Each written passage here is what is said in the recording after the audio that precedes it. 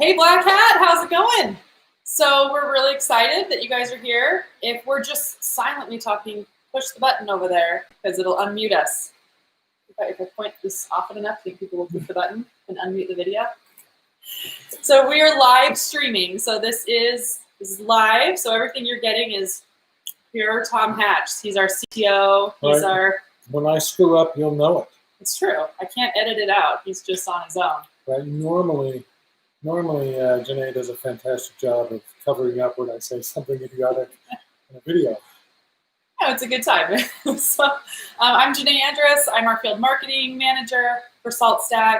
This is Thomas Hatch, as I said, our CTO, our technical founder or co-founder, depending on who wrote bio. What else are you? I like founder. What else am I? Founder. You're a restaurateur. I am almost a restaurateur.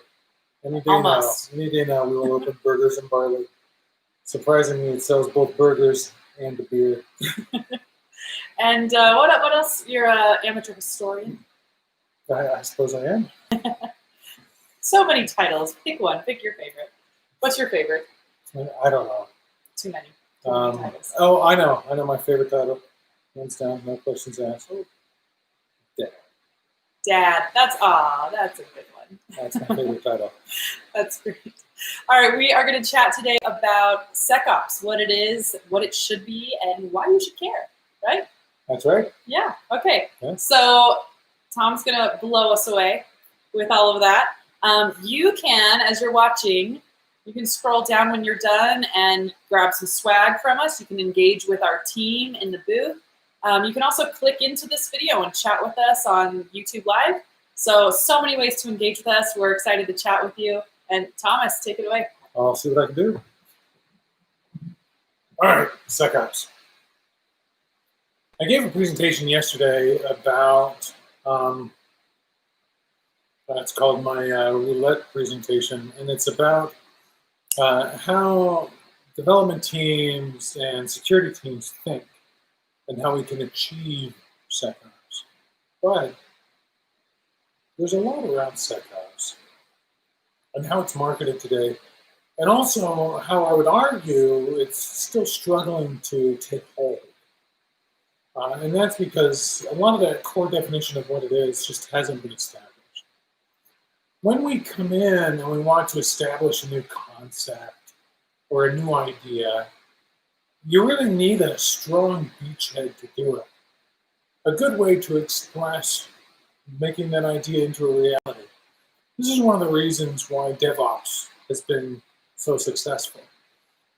And I was on a panel here at BlackHat just a few days ago where the moderator for the panel, see, like we said, that would normally be edited out. You would never know that I cough because I don't actually cough. The moderator for the panel asked, well, what happened to DevSecOps? Wasn't that supposed to be a thing? And it didn't, and he kind of said it didn't work out. And I, of course, retorted and said that that is a thing, but it's all about the beachhead. It's all about trying to figure out a really clear and concise way to express that philosophy through changes in workflow and truly meaningful automation that delivers real results. And the reason why we all still know what DevOps is, I can tell you a little story. Years ago, before I started Salt, very early in the whole DevOps movement, I got a job working for a company called Applied Signal Technology. You won't find them anymore. They've since been acquired by Raytheon. In that company was a contractor for the U.S. intelligence community. And on my first day there, my boss walked into my office all smug, and he says, well, Tom, I'm going to just, you've got a week, and I need you to deploy these 10 virtual machines. Well, this was 12 years ago. Virtual machines were new. We were using KVM. It barely even worked. And he left my office. And I thought, I've got a week to deploy 10 virtual machines? So by that afternoon, I had written an automation process to deploy virtual machines, right? Because how else would you do this? But my boss's expectation was that it was going to take me as a then system administrator a week to deploy these virtual machines. And I used very, very early DevOps automation concepts and was able to gain an order of magnitude improvement over the existing expectation. Now, for a person to generally recognize an improvement, there's been a lot of research on this over the years. I'm going to mispronounce it, but it's Weber's Law. It states that there has to be a change of about 1/5 before a person notices. The lights have to get 1/5 brighter before someone would typically say, oh, the lights in this room are brighter. That's to notice it. For someone to completely change what they do, to pick up a new thing, generally it needs to be close to an order of magnitude in the improvement that it delivers. And so somewhere between 20% and an order of magnitude is what we need to accomplish in a real-world, repeatable task to get people truly on board with these changes. Well, why are we having trouble with security then? If we've got to get something of that magnitude, then how do we express that from a cybersecurity perspective? Because the order of magnitude that we're dealing with right now, that order of magnitude is an order of magnitude of more security alerts. It's an order of magnitude of more problems. It's an order of magnitude of more hacks, which is not what we want. We're sliding backwards. So how do we deliver an order of magnitude improvement? What people are calling SecOps now is also confused with what DevSecOps is. And an argument and an understanding about management, many development pipeline management philosophies.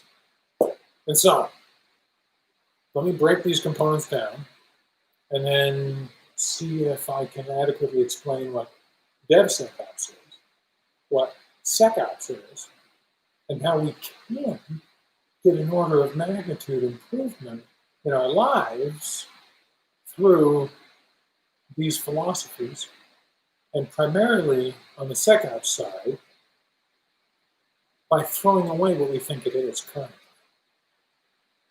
So let's step back.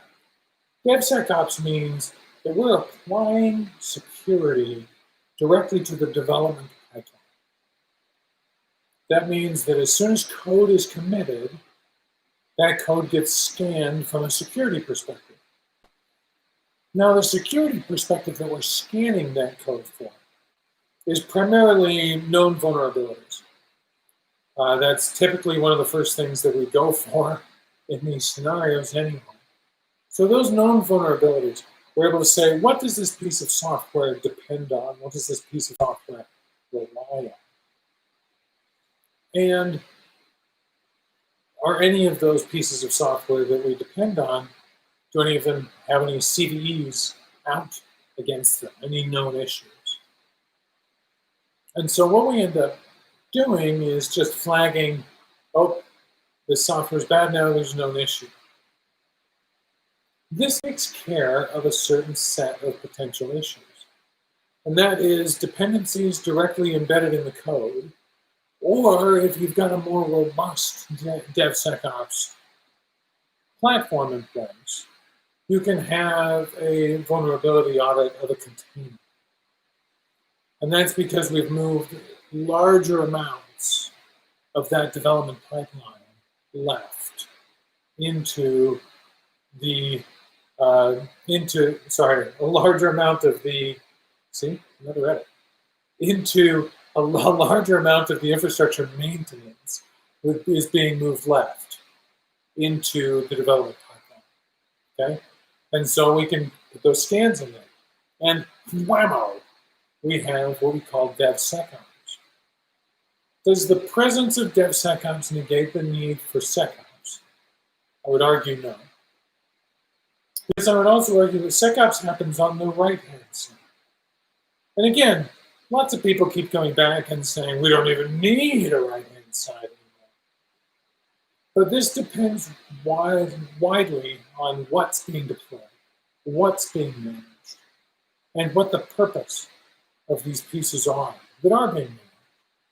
So if we're looking at the right-hand side here, the components that are being managed are not always serverless FAS and Kubernetes style components.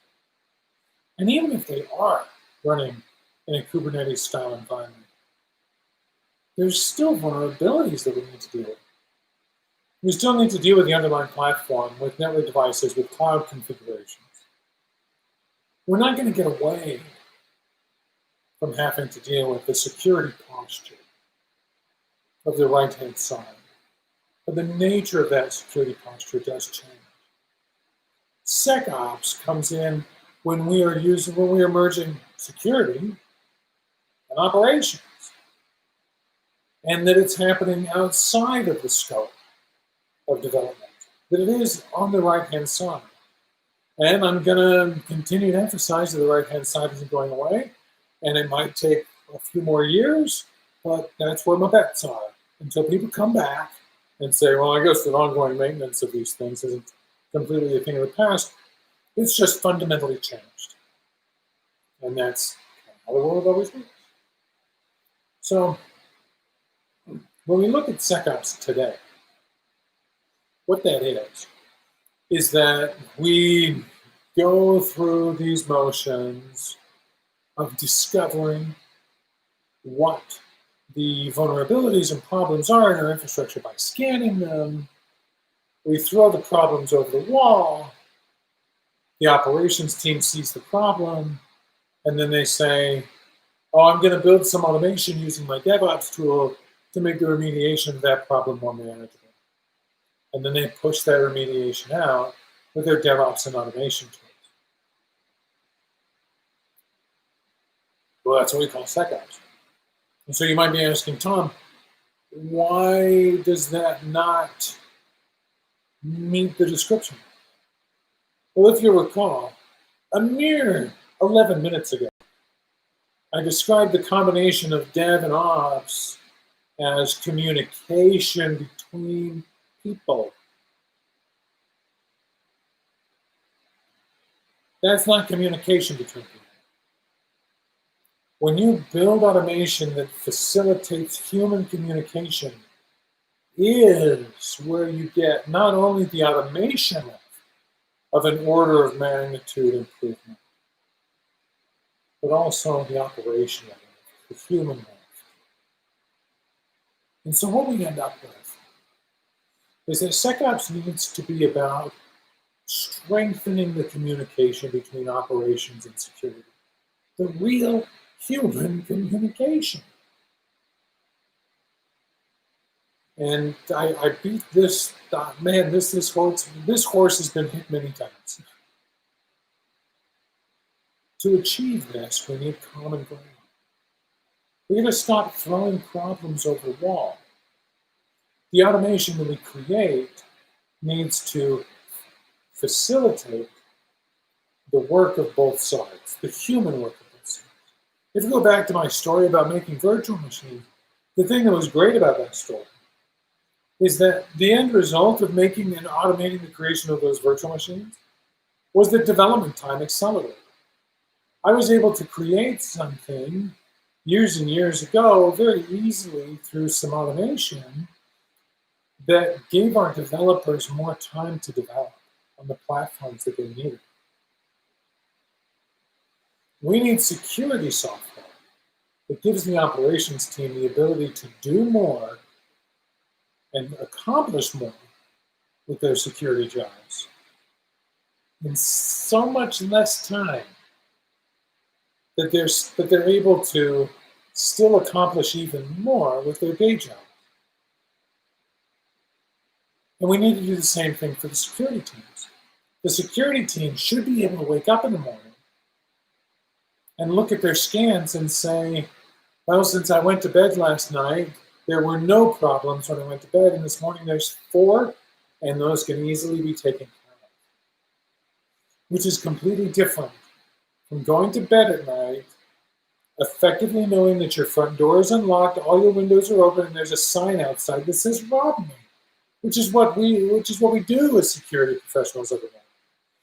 We're well aware that our infrastructures and our applications are Swiss cheese, and somehow we still sleep. If we can make our applications not Swiss cheese, we're gonna sleep much better than we do now. The average tenure of a CISO isn't gonna be 18 months, and we'll be able to accomplish and deliver real security. That is an order of magnitude improvement in the lives of the security professionals. And so that's why I would encourage people to come back and take a look at what we're doing at SaltStack around security. What we're doing around being able to combine the work of the operations team and the security team to deliver results and to deliver security. Instead of just looking over things and patting the security team on the back and saying, good job, you found more security issues than we'll ever be able to deal with. They'll be able to come back with a report that says, these are the things that could have gone wrong, and they didn't. And that is how to play ball. That is how to deliver real security. Now, I'm excited. My next presentation, Janae will correct me if I'm wrong. She'll give me a terrible look if I say I'm giving the wrong one next. But my next presentation is a concept that I've come up with called the banana problem. And the banana problem is all about how ubiquity in technology creates issues similar to some problems we've had in the past with many people's favorite tropical fruit. So until next time, enjoy BlackHat, and thank you so much for stopping by.